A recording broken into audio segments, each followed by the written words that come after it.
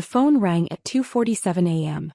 I remember the exact time because I'd been staring at the ceiling for 3 hours, watching the red numbers on my alarm clock tick forward. 3 days had passed since I found Jackson's note. 3 days since I'd frozen our accounts, filed the divorce papers, and boarded a plane to Santorini with his mistress's credit card information still fresh in my mind. The voice on the other end wasn't his. It was deeper, official. "Mrs. Vincent? This is Detective Ramon Blackwood with the state police. We need you to come identify a body." I sat up slowly, my silk nightgown sliding against the Egyptian cotton sheets of my hotel room. Through the window, the Aegean Sea sparkled under moonlight, peaceful and endless. "A body." My voice came out steady. Too steady, perhaps. "Your husband was reported missing 3 days ago by a woman named Priscilla Danes. She said he never showed up to their plan meeting. We found him this morning." I let the silence stretch, counting my heartbeats. "Oh. That's what we're trying to determine, ma'am. How soon can you return?" I looked at my manicured nails, still perfect from yesterday's spa treatment. "I'll catch the next flight." After hanging up, I walked to the balcony and breathed in the salt air. Somewhere below, waves crashed against ancient rocks. I thought about the note Jackson had left, those 7 words that were supposed to destroy me. "Don't look for me. I need freedom." Well, I hadn't looked for him. And it seemed he'd found all the freedom he could handle. But let me start from the beginning. Let me tell you how a woman who once would have died for her husband learned to live without him. And perhaps how he learned too late what real freedom cost. Before we continue, tell us in the comments where in the world you're watching from. We love seeing how far our family of revenge seekers reaches. And if you're new here, hit subscribe. Your support helps us uncover and share even more jaw-dropping tales of betrayal, payback, and justice. Now, let's get back into the story. My name is Edith Vincent, and until 3 months ago I believed in fairy tales. Not the Disney kind with singing mice and pumpkin carriages. I believed in the grown-up version. That if you loved someone enough, if you gave them everything, they'd love you back with the same fierce devotion. I believed that marriage meant something sacred, that the words, "till death do us part," were more than pretty sounds we made in front of our families. I was 34 when everything changed. Young enough to start over, old enough to know better. But knowing better and doing better are two different beasts entirely. Our house on Crescent Ridge Drive looked like something from a magazine. 2 stories of red brick and white columns, with a garden I'd cultivated myself over 7 years of marriage. Roses climbed the eastern wall. Jackson's favorite, he'd said, though I later learned he couldn't tell a rose from a carnation. The kitchen had marble countertops I'd saved for 3 years to afford, and the living room held a piano I played every Sunday while he read his newspaper. That was our routine. Sunday mornings meant Bach and breakfast, his coffee black, mine with too much cream. He'd complain about his boss, Conrad, who apparently had it out for him. I'd listen, offering suggestions he'd wave away with increasing irritation. "You don't understand corporate politics, Edith," he'd say, not unkindly but with that particular condescension that made me feel small. "It's not like your little library job." My little library job. Head librarian at the city's main branch, managing 12 employees and $1 million budget. But to Jackson, if it didn't come with a corner office and an expense account, it wasn't real work. I should have seen the signs earlier. The late nights that grew later. The gym membership he suddenly needed despite our home gym. The new cologne that appeared one day, something sharp and aggressive that made me sneeze. The way he'd angle his phone away when texting, thumb moving fast across the screen. But I was blind. Love does that sometimes. It puts blinders on you like a horse, keeping you moving forward on a path even when the scenery on either side is screaming warnings. The day before he left, we'd had dinner at Romano's, our anniversary restaurant. 7 years. The traditional gift is wool, but I'd bought him a watch. A Rolex I'd been saving for, secretly skimming money from my little library job for 2 years. He'd opened the box and his face had done something strange. A flicker of guilt, maybe, or disgust. Later, I'd wonder if he was thinking about her even then. Priscilla with her yoga instructor body and her bachelor's degree in communications that she'd somehow parlayed into a marketing director position at his company. "It's too much," he'd said, closing the box. "Nothing's too much for you," I'd replied, reaching across the table for his hand. He'd pulled away to signal the waiter. That night we'd made love. Or rather, he'd performed the act while I tried to convince myself the distance I felt was imagination. His hands on my body felt like they were touching someone else. His eyes stayed closed, and when he finished he rolled away immediately, mumbling about an early meeting. I'd laid there in the dark, feeling the space between us like a canyon, not knowing that by morning, it would be infinite. Tuesday, October 3rd. 6:23 a.m. I woke to an empty bed, which wasn't unusual. Jackson often left early, though his meeting wasn't until 9. I made coffee, humming a piece from Chopin I'd been practicing. The morning sun painted golden stripes across our hardwood floors, and somewhere outside, birds were discussing the day's agenda. The note was on the kitchen counter, held down by his coffee mug. The one I'd bought him that said "World's Best Husband" in fading letters. 7 words. That's all he gave me after 7 years. Don't look for me. I need freedom. I read it 3 times before the words made sense. Even then, they felt like a foreign language, syllables that couldn't possibly mean what they seemed to mean. My first instinct was to call him. My finger hovered over his contact photo. A picture from our honeymoon in Bali, both of us sunburned and laughing. The call went straight to voicemail. "This is Jackson Vincent. Leave a message." His professional voice. The one he used for people who didn't matter. I hung up. For 20 minutes I stood in that kitchen, still in my nightgown, bare feet growing cold against the tile. The coffee maker gurgled and hissed, filling the house with the smell of morning normalcy while my world tilted off its axis. Then I saw his wedding ring. It sat next to the note, catching the light like a tiny accusation. I picked it up, feeling its weight or lack thereof. Such a small thing to represent such large promises. That's when the rage started. Not the hot, explosive kind that makes you throw plates and scream. This was different. This was ice forming in my veins, a cold clarity that made everything sharp and bright and possible. He needed freedom? Fine. I walked upstairs to his office, my movements calm and deliberate. His laptop was gone, of course, but he'd left his desktop computer. Jackson, for all his corporate swagger, was terrible with passwords. He used the same one for everything. Vincent 2016, the year we married. I logged into his email first. The messages from Priscilla went back 6 months. 6 months of thinking about you, and can't wait to see you, and last night was incredible. 6 months of planning their escape, of him promising to leave his suffocating marriage to his controlling wife. Controlling. That was rich.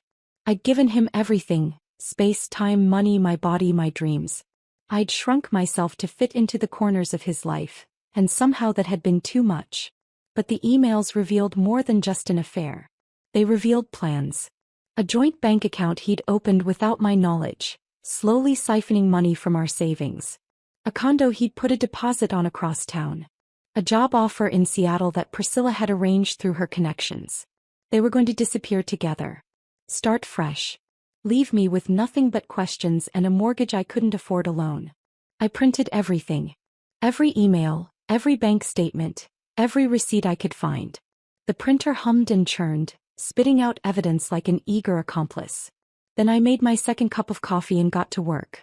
People think revenge is a dish best served cold. They're wrong. Revenge is a dish best served with surgical precision, garnished with poetic justice, and presented with a smile that never quite reaches your eyes. I called in sick to work. First time in 3 years. My assistant, Dolores, sounded concerned. "Are you all right, honey? You sound different." "Just a bug," I lied smoothly. "Should be back in a few days." Next I called our lawyer. Well, my lawyer now. Sterling Rothschild was old school, the kind of attorney who still wore 3-piece suits and kept brandy in his desk drawer. He'd handled my mother's estate, and more importantly, he despised men who abandoned their wives. "Edith, darling, what can I do for you?" His voice was warm bourbon and expensive cigars. "I need a divorce lawyer. The best you know." Pause. What has that fool done? I loved Sterling for not pretending to be surprised. He left. This morning. With nothing but a note. "I see. And do you know where he's gone?" "No," I said, which was technically true. I knew who he was with, but not where. "And I don't care. I want to file immediately. Today if possible. Consider it done. Miranda Steele is who you want.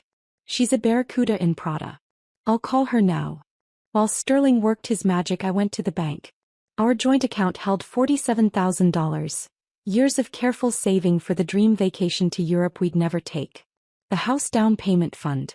The maybe baby fund we'd stopped discussing 2 years ago when Jackson declared he wasn't ready for that kind of responsibility. The teller, a young woman with kind eyes and elaborate nails, looked at me with concern when I requested to freeze the account. "Is everything all right, Mrs. Vincent?" "Perfect," I said, sliding the separation papers across the marble counter. "Just taking care of some housekeeping." With the account frozen, Jackson wouldn't be able to access our money. His personal account, I knew from my morning research, held less than $3,000. His escape fund was in that joint account with Priscilla, but that only had $15,000, not enough for the grand new life they'd planned. Next stop, the phone store. I removed Jackson from our family plan effective immediately. Let Priscilla pay for his unlimited data. Let her deal with his habit of falling asleep to YouTube videos that ate through gigabytes like a starved teenager at a buffet. By noon I'd cancelled his credit cards, the ones in my name that he was an authorized user on. I'd changed the locks on the house. I'd had his precious BMW towed from wherever he'd left it at Priscilla's apartment complex, the GPS tracker I'd installed months ago when I first suspected the affair finally proving useful, and returned to the dealership since it was leased in my name. But the best part was yet to come. I drove to Priscilla's apartment complex, Sunset Gardens, a pretentious name for a building that faced a parking lot. Her social media was a goldmine of information. The woman documented everything: her morning lattes, her yoga poses, her new boyfriend's hands holding wine glasses in artistic lighting. Her car was there, a white Mercedes she probably couldn't afford. I parked across the street and waited, but not for them. I was waiting for confirmation from my phone that his cards had been declined at whatever romantic restaurant they'd gone to for lunch. At 1:47 p.m. my phone buzzed. 3 declined transactions at the Ivy. Perfect. I could imagine the scene. Jackson, all smooth confidence, waving away the waitress's concerned expression. Trying another card. Then another. The slow dawning horror as he realized what I'd done. Priscilla's confused face morphing into embarrassment, then anger. But I wasn't done. That evening, while they were probably fighting about money in her overpriced apartment, I booked a flight to Santorini. First class, charged to the emergency credit card I'd opened that afternoon. If Jackson wanted freedom, he could have it. All of it. Freedom from our marriage, from our shared assets, from any claim to the life we'd built. I packed light but strategically. The jewelry he'd bought me over the years. Guilt gifts, I realized now. My passport. The printed emails. Our wedding album, which I'd decide what to do with later. Before leaving, I wrote my own note. Unlike his 7 words, mine required more. Dear Jackson, you wanted freedom. I'm giving it to you. The divorce papers will be delivered to Priscilla's apartment tomorrow at 9 a.m. The house is off limits. I've changed the locks and filed a restraining order based on abandonment. Your clothes are in storage unit 47B at Secure Store on Highway 9. The first month is paid. After that, it's your problem. Your car has been returned. Your credit cards are cancelled. The joint account is frozen pending divorce proceedings. Your phone is disconnected. Don't look for me. I need peace. The woman you never really knew. I left it on the same counter held down by my wedding ring. The flight to Athens took 14 hours. I spent them drinking champagne and reading a book I'd bought at the airport. Something about a woman who murders her husband and gets away with it. Fiction but inspiring. From Athens, a smaller plane to Santorini. As we descended, the blue-domed churches and whitewashed buildings looked like a postcard from someone else's life. Someone who didn't know what betrayal tasted like. The hotel I'd booked was obscene, the kind of place Jackson would have called wasteful while secretly wanting to stay there. A cave suite carved into the cliff sides of OIA, with a private pool that seemed to spill into the Aegean Sea. The bathroom was bigger than Priscilla's entire apartment. I checked in under my maiden name, Edith Clearwater. It felt like shedding a skin. That first night, I sat on my terrace with a bottle of Assyrtiko, watching the sun melt into the sea like a broken egg yolk. My phone had been buzzing all day. Jackson had finally figured out how to borrow a phone. 27 missed calls. 43 texts that progressed from confused to angry to pleading to threatening. What have you done? This isn't funny, Edith. You can't just freeze our accounts. Where are you? We need to talk. Please. I'm sorry. You're going to regret this. Answer your phone. I deleted them all without reading past the previews. Then I blocked the number. Miranda Steele, my new Barracuda lawyer, sent updates twice a day. Jackson had been served. He'd tried to contest the restraining order. Failed. He'd attempted to unfreeze the accounts. Failed. He'd hired his own lawyer, some bottom feeder who specialized in defending deadbeat husbands. He's claiming abandonment, Miranda wrote. The irony is delicious. Don't worry, I have your note and his. No judge in the world will side with him. On my second day I met Andreas. He owned a restaurant tucked into the cliffs, away from the tourist traps. I'd wandered in by accident or maybe by fate. He was 50-something with silver hair and hands that moved like a penis as he prepared food. You're running from something, he said, not a question, as he poured me ouzo. Someone, I corrected. A man. My husband. Ex-husband. It's complicated. Andreas laughed, a sound like distant thunder. It always is. But you're here and he's not. That's what matters. We talked until the restaurant closed. He told me about his wife who died 5 years ago, how he'd almost sold everything and disappeared but stayed because her ghost was in the walls, in the kitchen, in the view from the terrace. Grief is like ouzo, he said. Too much at once will kill you. But small sips over time become manageable. Even pleasant in a strange way. I thought about that as I walked back to my hotel under a canopy of stars. Was I grieving? The marriage, certainly. The man I thought I'd married, absolutely. But the actual Jackson? The one who'd been slowly poisoning our life with his resentment and lies? Well, that man was already dead to me. On the third day everything changed. I was having breakfast on my terrace, Greek yogurt with honey and figs, when my phone rang. A number I didn't recognize, but the area code was from home. Mrs. Vincent? The voice was unfamiliar, official. Who is this? Detective Ramon Blackwood, State Police. I'm afraid I have some difficult news. The yogurt turned to paste in my mouth. What kind of news? Your husband has been reported missing by a Ms. Priscilla Danes. She says he left her apartment 3 days ago to handle some banking issues and never returned. His phone is off, his car is gone, and his credit cards aren't working. She's quite distraught. I set down my spoon carefully. I see. Ma'am, do you know where your husband might be? Detective, my husband left me a note 4 days ago saying he needed freedom and not to look for him. I filed for divorce, froze our joint accounts to protect my assets as my lawyer advised, and left for a previously planned vacation. I have no idea where he is and frankly I don't care. Pause. You froze the accounts? Yes. Completely legal during separation proceedings. And you're in Greece. Santorini specifically. I can send you my travel documents if needed. That might be helpful, yes. And you haven't heard from him? He's tried to call from various numbers. I haven't answered. I blocked him as my therapist recommended.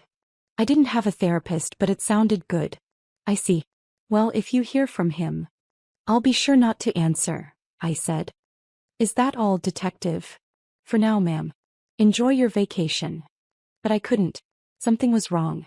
I could feel it in my bones, the way I'd felt the affair before I'd confirmed it. A wrongness in the universe, like a piano with one key out of tune. I called Miranda. Have you heard anything from Jackson's lawyer? Not for 2 days. Why? I told her about the detective. She whistled low. That's interesting. Want me to poke around? Carefully. I don't want to seem concerned. Of course not. You're the abandoned wife living her best life in Greece. Speaking of which, send pictures. My Instagram needs envy-inducing content. But 3 hours later Miranda called back and her voice was different. Edith, you need to come home. Why? They found a body. The flight home felt like flying into a storm. Not meteorologically. The weather was perfect, cloudless skies all the way. But I could feel the turbulence waiting for me on the ground, the questions and accusations and investigations. Miranda met me at the airport with coffee and information. He's dead. Officially identified by dental records yesterday. They found him in a hotel room at the Grandview Motor Lodge off Route 87. Overdose, they think. Pills and alcohol. The Grandview was the kind of place that rented rooms by the hour, where desperation went to either consummate or die. Suicide?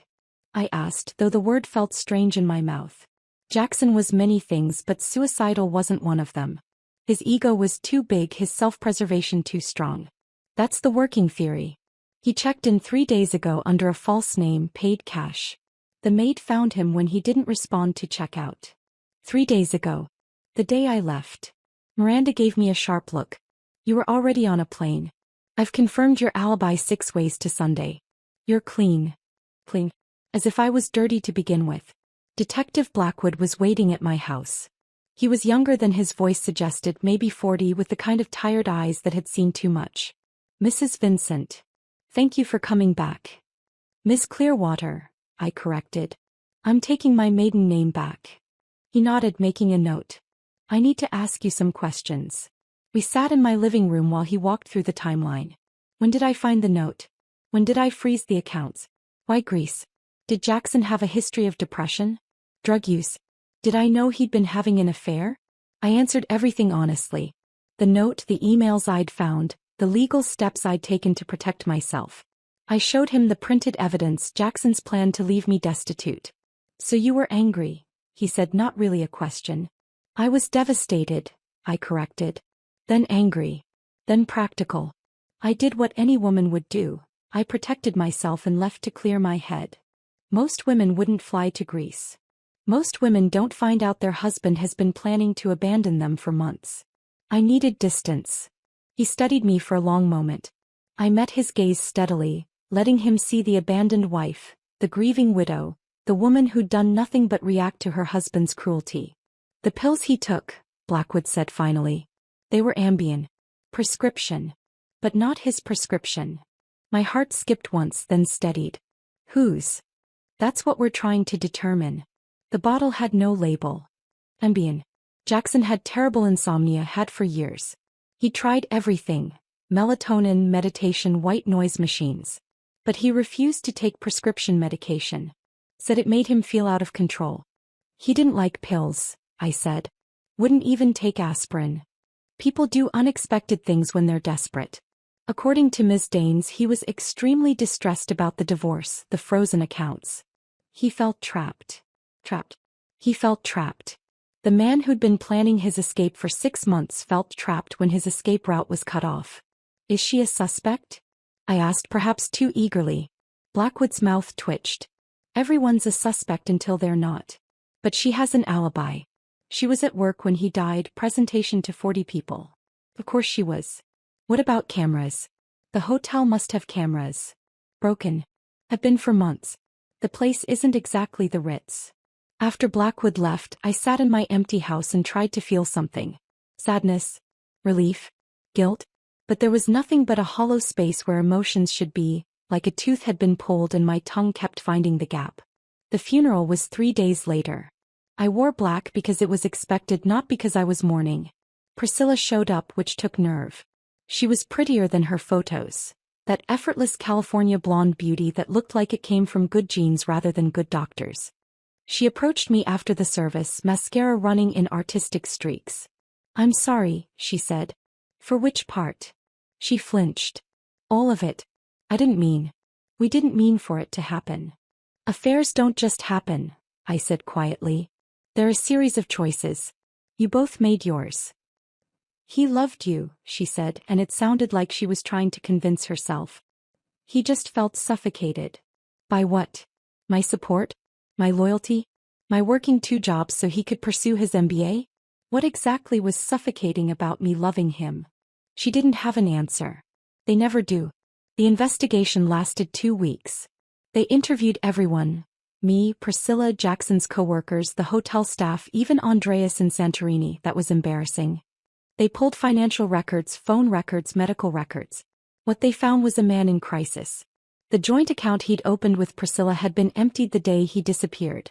$15,000 in cash withdrawn in 3 separate transactions from different ATMs. The maximum daily limit. He tried to buy a plane ticket to Costa Rica, but the credit card was declined. He'd pawned his Rolex, my anniversary gift, for $8,000. He was running, Blackwood told me over coffee.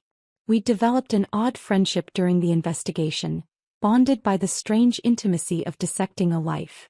From what? Everything seems like. The divorce would have ruined him financially. Maryland is an adultery state. With your evidence, he'd have been lucky to keep his shoes. His job was on the line too. Turns out Ms. Danes wasn't his first office romance.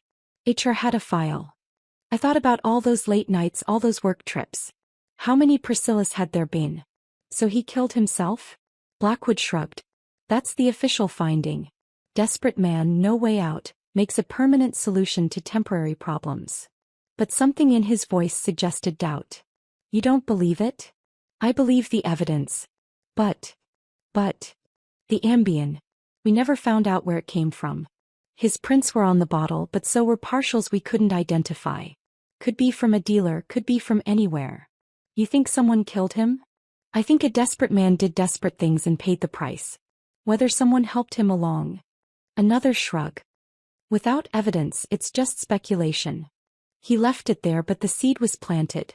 Who would want Jackson dead? Priscilla? She'd lost her meal ticket, her escape plan. She was still texting him when he died, increasingly frantic messages about where he was, what they were going to do. Me. I was 1,000 miles away with an airtight alibi. Who else? The answer came from an unexpected source. 2 weeks after the funeral, I was cleaning out Jackson's office. I'd been putting it off, but the lawyers needed documents and I needed closure. Or something like it. In his desk drawer, under a false bottom I didn't know existed, I found a second phone. A burner, the kind you buy at convenience stores with cash. The battery was dead, but I charged it and waited.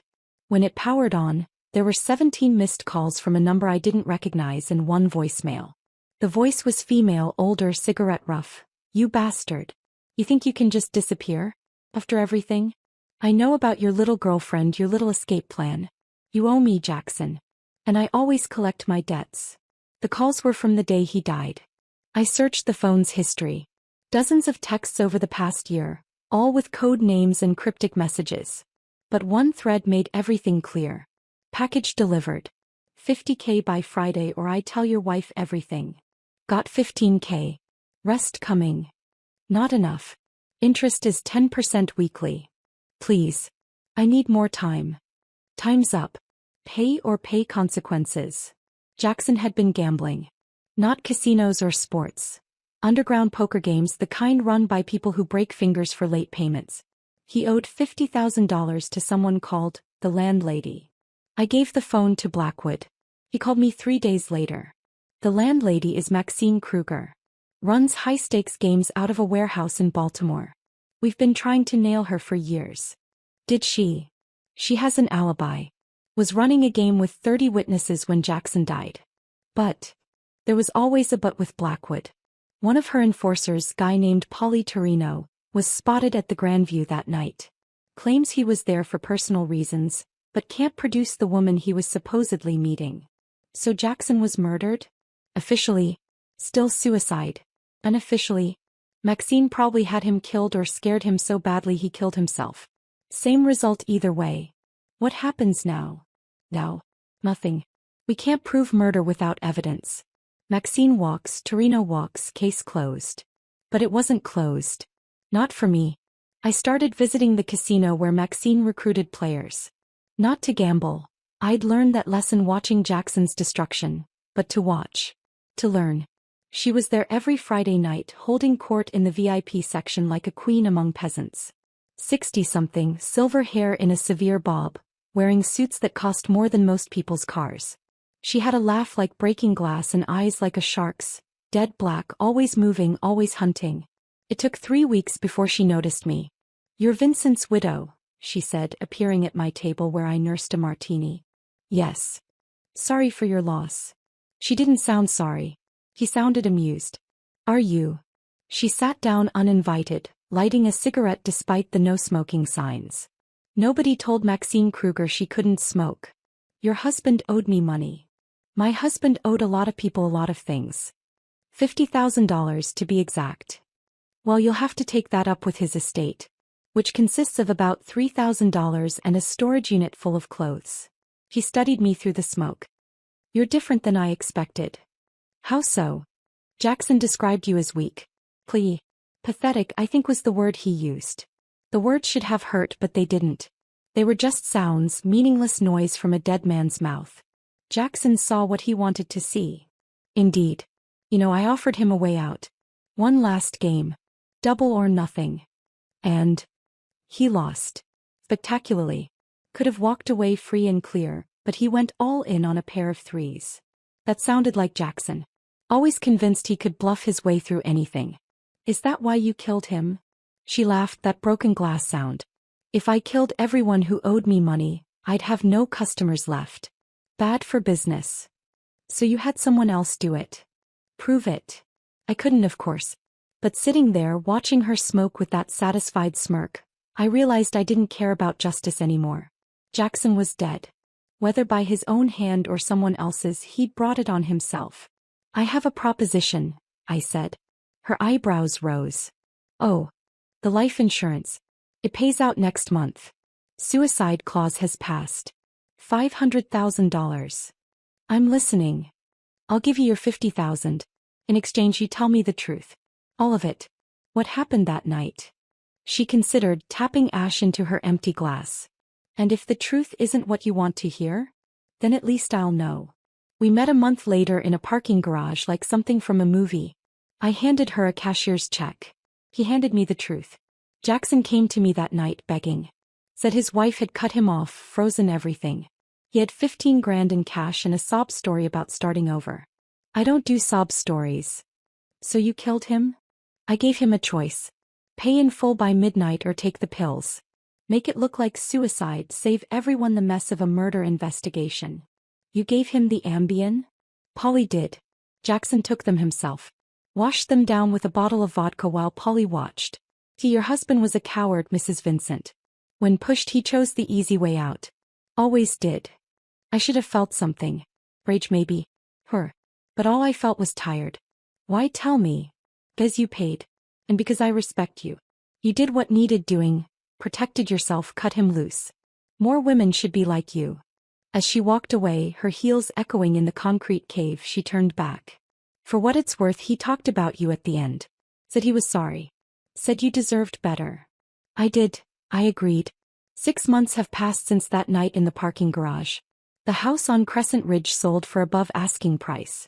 A young couple with twins, eager to fill those rooms with laughter instead of silence. I left the roses for them, hoping they'd have better luck. I moved downtown to a loft with exposed brick and windows that face the sunrise. There's no garden, but I keep orchids on the windowsill. They're harder to grow than roses, requiring precise care and attention. But when they bloom, they're spectacular. The life insurance money minus Maxine's cut went into a trust. Not for me. I don't want money tainted by blood, even blood as cold as Jackson's. It funds scholarships now for women going back to school after divorce. The Edith Clearwater Fund for New Beginnings. This year, 12 women will get their degrees because my husband couldn't keep his promises or pay his debts. I still work at the library, but I've been promoted to regional director. My little library job now oversees 7 branches and a staff of 80. Dolores jokes that I came back from Greece a different person. She's not wrong. Andreas writes me letters. Real letters on paper that smells like olive oil and sea salt. He tells me about the restaurant, about the tourists who come and go, about the way the light changes with the seasons. He's invited me back, but I'm not ready. Maybe next year. Maybe never. Some places are meant to be perfect memories, untouched by return. Detective Blackwood stops by sometimes for coffee. We don't talk about Jackson or the case. We talk about books. He's a mystery buff, predictably, and his daughter who's applying to colleges. There's something there, a possibility, but neither of us is ready to name it. Priscilla moved to Seattle anyway. I heard through the professional grapevine that she's working at a startup, engaged to one of the founders. I hope she's learned something, but I doubt it. People like her and Jackson don't learn. They just find new people to disappoint. I found something while packing up the loft last week. I'm moving again to a house this time, something with a yard for the dog I'm thinking of getting. It was tucked into a book I hadn't opened since college. A photo from our second date. Jackson and me at a carnival, both of us laughing at something off camera. We looked so young, so convinced that love was enough. I stared at it for a long time, trying to remember that girl, that version of me who believed in forevers and always. She feels like a stranger now, someone I might pass on the street without recognizing. I kept the photo, tucked it back into the book. Not as a memorial or a reminder, but as evidence. Evidence that I had loved completely once, had given everything I had to give. The fact that it was given to the wrong person doesn't diminish the gift. It just means I'll be more careful about who receives it next time. There is a next time. But I haven't told you everything. There's one more piece to this puzzle, one more secret that I've kept even from Blackwood, even from Miranda, even from the diary I started keeping after Jackson died. The night before I left for Santorini, I didn't just pack and leave. I made one stop. The Grandview Motor Lodge was exactly as depressing as you'd expect. Water-stained ceilings, carpet that crunched underfoot, the smell of decades of desperation soaked into the walls. The night clerk was a kid, maybe 19, with acne scars and eyes that had already seen too much. "I need a room," I said, sliding cash across the counter. He didn't ask for ID, didn't ask questions. Places like the Grandview never do. "Room 237, he said, handing me a key. An actual key, not a card. "Ice machine's broken. Vending machine takes quarters only." The room smelled like bleach and broken dreams. I sat on the bed, springs creaking under my weight, and made a phone call. "It's done," I said when Maxine answered. "You sure about this?" He made his choice when he wrote that note. I'm just helping him follow through. "The pills are in the nightstand drawer. Make sure he takes them all." "He will." "And you'll be gone?" "Flight leaves in 3 hours." "Good. Clean slate for everyone." But here's what really happened. I never went to that hotel room. That conversation never took place. The night clerk, if questioned, wouldn't remember me because I was never there. I was at home, packing, preparing for my trip to Santorini, nursing a broken heart and a rage that could have burned down the world. The truth, the real truth, is simpler and more complicated than any murder plot. Jackson killed himself. No one forced pills down his throat. No one held a gun to his head. He killed himself the day he decided that freedom was worth more than his promises, that a new life with Priscilla was worth destroying the one we'd built. But did I know he was desperate? Yes.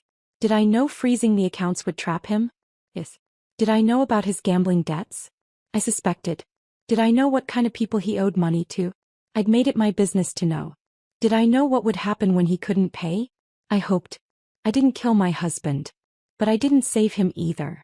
I created the perfect storm, cut off his resources, exposed his exit route, left him with nowhere to run except into the arms of people who don't accept IOUs. Then I flew to Santorini and waited for the inevitable. Call it murder by indifference. Call it assisted suicide by abandonment. Call it whatever helps you sleep at night. I call it justice. Yesterday, on the anniversary of Jackson's death, I visited his grave for the first time.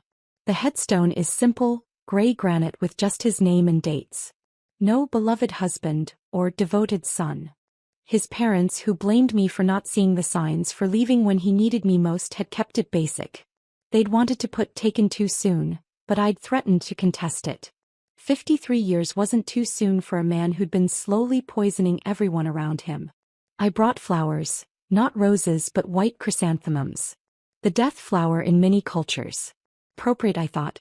Someone else had been there recently. Fresh carnations, the grocery store kind, laid against the stone. Priscilla probably still playing the grieving mistress. I stood there for a long time, not talking to him. I don't believe the dead listen, but thinking about the living. About the women who stay with men who treat them like furniture, comfortable but replaceable. About the men who think freedom means free from consequences. About the vows we make and break and remake. "You know, I finally understood your note," I said aloud, surprising myself. "Don't look for me. I need freedom." "But you got the pronouns wrong. It should have been, don't look for me. You need freedom." Because that's what leaving gave me. Freedom from trying to be small enough to fit in your pocket, quiet enough not to disturb your ego, grateful enough for scraps of affection. The wind picked up, scattering leaves across the grave. One landed on the headstone covering his name. I left it there. As I walked back to my car, my phone buzzed. Andreas again, a photo this time. The sunset from his restaurant, the sea golden and endless. "The view is here when you are ready," he'd written. I sat in my car for a moment looking at that photo, then back at the cemetery spreading out like a garden of regrets. All these people loved and lost, mourned and forgotten. All these stories that ended with a date on a stone. But mine wasn't ending. It was beginning. I texted Andreas back. "Maybe sooner than you think." Then I drove home to my loft with its orchids and exposed brick, to my life that was mine alone. On the way I passed the Grandview Motor Lodge. It had been condemned last month, scheduled for demolition. Soon it would be just another empty lot, another erased crime scene, another place where someone's story ended. But not mine. Epilogue, freedom. It's been 2 years now. I'm writing this from Andreas's restaurant in Santorini. Not visiting, living. I moved here 6 months ago after selling everything that tied me to that other life. The library gave me a glowing recommendation for a position at the cultural center here, cataloging and preserving ancient texts. My Greek is terrible but improving. Andreas and I aren't together, not in the traditional sense. We're two people who understand that love isn't possession, that freedom isn't abandonment, that you can share a life without losing yourself in it. He cooks, I read to him while he preps. He tells stories about the customers, I help with the books. We sleep in separate houses but share our mornings over coffee so strong it could wake the dead. Though not all dead should be woken. Miranda sends updates occasionally. Maxine Kruger was finally arrested, though not for Jackson. Tax evasion of all things. Polly Torino turned state's evidence and is in witness protection somewhere in Nebraska.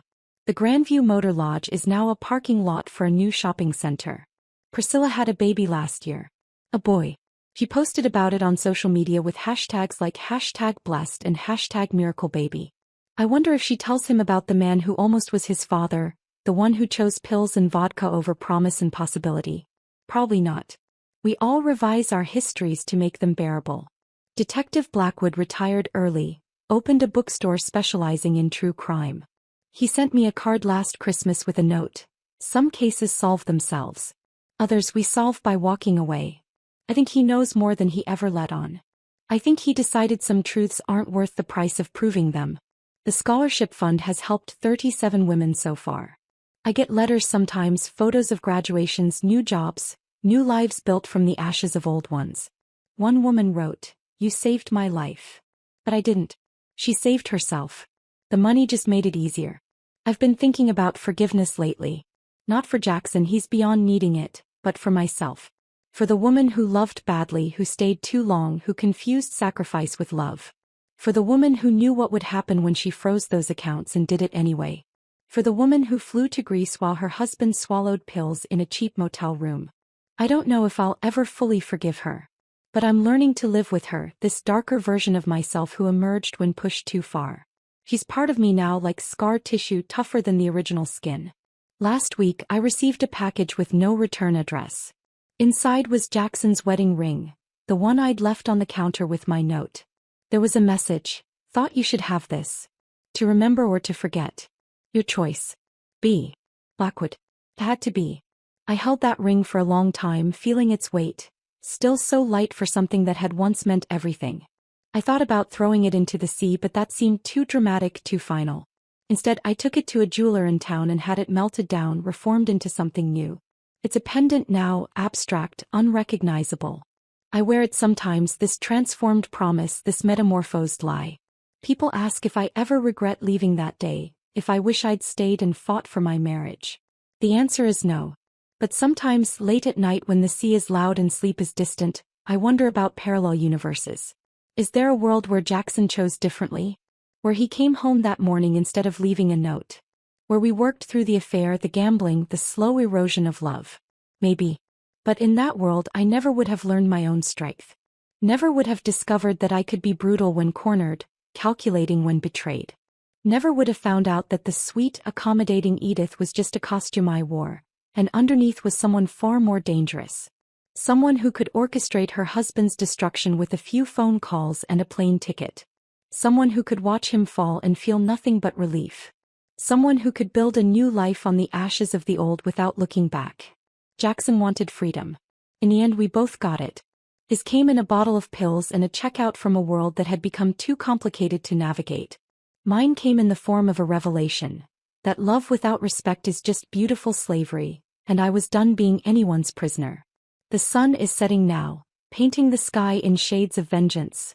Blood orange, bruise purple, the gold of wedding rings and broken promises. Andreas is calling me to taste tonight's special. Something with lamb and lemon and love that doesn't demand surrender. I close this laptop, this confession, this truth that no one will ever read. Tomorrow I'll delete it all, every word, and let the story exist only in the minds of those who lived it. But tonight I needed to write it down, to see it in black and white, to acknowledge what I did and didn't do, what I became when pushed past my breaking point. My name is Edith Clearwater. I was married to a man who left me a 7-word note that changed everything. He wanted freedom, so I gave it to him. All of it. More than he could handle. And in the end, that's the best revenge of all. Giving someone exactly what they asked for, then watching them choke on it. The waves are calling now, whispering secrets in a language older than marriage, older than betrayal. I walk toward them, my feet bare on ancient stones, the transformed wedding ring cool against my throat. Behind me, the lights of the restaurant glow warm and welcoming. Ahead, the sea stretches infinite and dark, keeping its secrets, swallowing the sun. I stand between them, the warmth and the void, the known and the unknown, the woman I was and the woman I've become, and I choose. I choose the warmth. I choose the light. I choose the life I built from the wreckage of the one that was taken from me. But I keep one foot pointing toward the sea, toward the darkness, toward the part of me that knows how to destroy when destruction is needed. Because sometimes, the only way to survive betrayal is to become someone capable of betraying in return. And sometimes, the only freedom worth having is the kind you take for yourself with your own hands regardless of the cost. Jackson taught me that. It's the only gift he ever gave me that was worth keeping.